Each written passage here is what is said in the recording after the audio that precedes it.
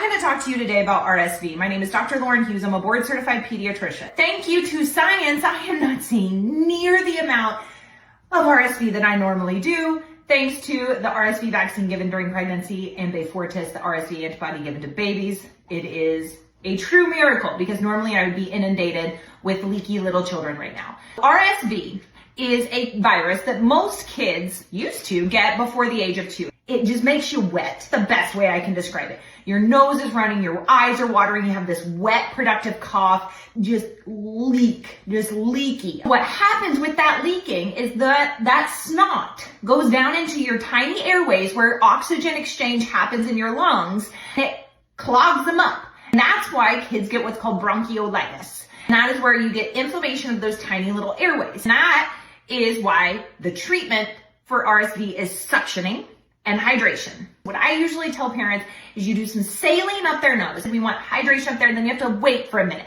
because we need it to go up there and saturate stuff. Wait literally 1 to 2 minutes, then suck all that stuff out. Bulb suction, snot suction, whatever. Doing that before sleeping and before eating helps the most because the biggest things that happen with RSV that we get worried about, one is breathing. If your kid is pulling in the skin between their ribs or right here, that means they're using what's called accessory muscles to breathe. They're using additional muscles besides their diaphragm. And that can be a sign of increased work of breathing, that they need more support than what they currently have.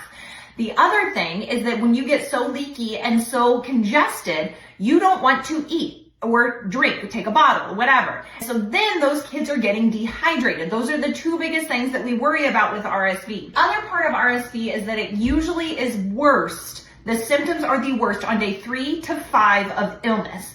If you are already on day 5, you know that you've already gotten through the worst of it. If you're on day 2, prepare yourself because it's going to get worse.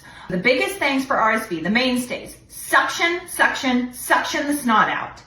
Make sure they're hydrated. Small feeds if they need to, small amounts of bottles, whatever you can to make sure they are having at least 3 wet diapers in 24 hours. Less than that is whenever I send my patients to the ER for fluids.